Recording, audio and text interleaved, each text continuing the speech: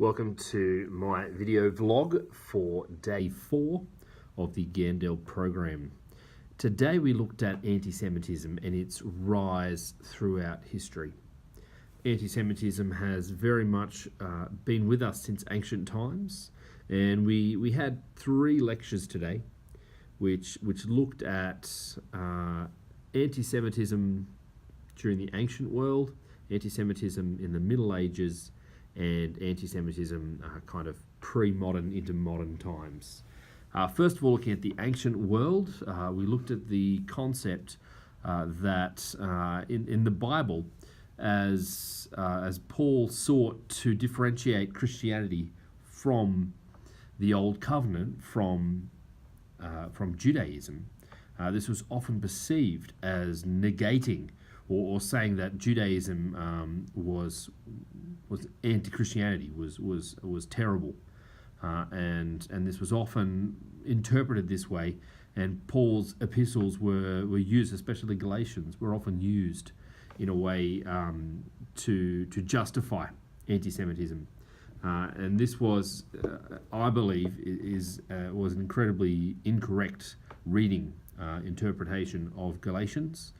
But that's how it was used. Next we see Augustine, who was kind of the towering theologian for hundreds of years. He lived 350 to 430 basically AD, and he was answering the question of people saying that Christianity is new and it was the cause of the downfall of the Roman Empire. And he basically answered that by saying no. It is kind of the fulfillment of Judaism. But in saying that, he often said that we kind of need the Jews and their reading of the Old Testament to kind of show that Christianity is right. And he called them the librari, kind of the people of the book, that were able to show that they were kind of almost like a people who had missed the Savior, who'd missed Jesus, and they were almost like he called them all cupbearers, almost capseri. Capseri in Roman times were slaves that carried the books for the rich kid, went to school, and then gave the books to the rich kid, who then went and learned with them, and then the slave capseri waited outside until the rich kid finished and then carried his books home with him. So he was kind of trying to make this story, that this idea that the Jews were almost like the capseri for Christianity. This really put the Jews in a subordinate position throughout the Christianized world.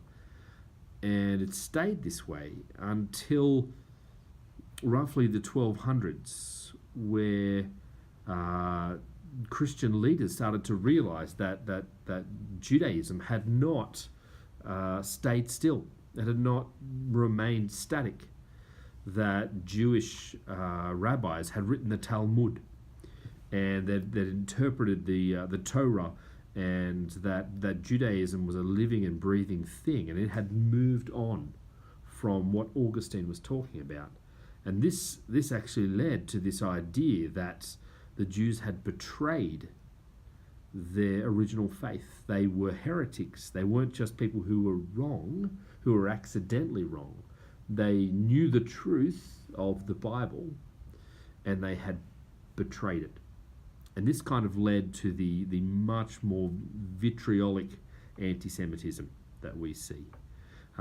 Jews became betrayed as monsters, became betrayed as people who used Christian blood in rituals, and very much people who couldn't be trusted. And so we kind of, in these lectures, looked at the scope of anti-Semitism as it continued on from ancient times with Augustine, and into the Middle Ages, and then looking at modern times. And that was a lecture looking at the idea of, one of the things I found most interesting was the Industrial Revolution. So in most European countries, Jews were unable to own land which meant they didn't take part in agriculture. And because of that, they had to take part in other industry, in other commerce. And so what they often did is they found themselves in towns that were at crossroads, and they took part in commerce. They were small business owners, the stores, peddlers, etc., etc.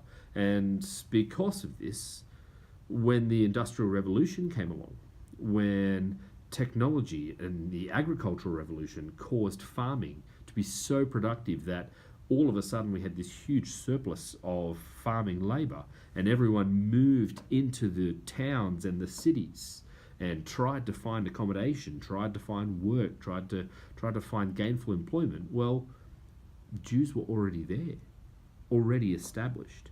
And so the Jews found themselves rising in political influence and in financial influence, and doing very well out of the Industrial Revolution, purely because of the fact they weren't affected by the agricultural revolution or by the enclosure movement or by the urbanization that occurred, because they were already in urban areas. And so what we see is an increase in the influence of Jews in big cities, which were forming because of the Industrial Revolution.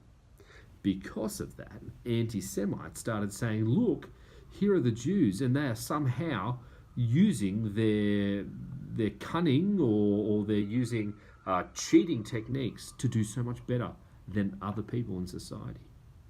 And so it became this kind of almost self-fulfilling prophecy. They're so successful, they must be doing something that's wrong, that's cheating in order to become successful. We also saw this idea that Jews became seen as the evils of capitalists because they were involved so heavily in the financial world and doing so well as communists, because many of the early leaders of communism were Jews. And so we get this kind of completely separated out kind of dichotomy where Jews were at the forefront of opposing ideologies, and yet anti-Semites said, yeah, they're just doing that to bring down society so that they can take over society. So the idea was, well, the Jews want communism to happen because that'll even out the playing field, and Jews at the moment are below society, but communism says everyone's equal. Well, that'll make it easy for them to take over society. So a really interesting but full-on day of lectures, thinking about anti-Semitism as an idea. We finished with a look at how to teach anti-Semitism, and that was quite interesting. It was saying that we need to drive the teaching through questions, and one of the key questions we need to ask was the anti-Semitism of Nazi Germany a new phenomenon, or was it just a continuum of what had been occurring? And that helps us learn more about it. If it's a new phenomenon, well, then we need to work out why that new phenomenon occurred. And if it's just a continuum, well, then we need to work out how it changed from one thing to the next. And it's as is always the case, it's a combination of both. The Nazis introduced race into this idea of anti-Semitism, and whereas before anti-Semites might have been saying, well, we don't like Jewish people because they've got divided loyalties, because they have a loyalty to England but also to Jerusalem. They send money to look after priests in Jerusalem, so they're divided in loyalty. And if they were to convert to Christianity, or if they were to denounce Jerusalem, then they're okay with me. Whereas the Nazis said, no, this is a race. Therefore, it doesn't matter what they do, they are Jewish. And they introduced this idea that, well, therefore, we need to redeem the world from this race and eradicate them. So quite a challenging end to the day when it came to that. Following this, some of us decided to stay behind and spend some more time in the Yad Vashem museum. I'm not sure I was 100% clear on it yesterday. It's shaped. It's not in a triangle like this. It's shaped like that, and you walk along the kind of zigzagging through the museum. and it's designed so that you are traveling from darkness into the light. And so you finish the museum and you walk out onto this magnificent balcony where the two kind of the top parts of the roof come out, and then you're standing in the balcony looking into Jerusalem. So it's this idea that after all that the Jews have been through, they are still there.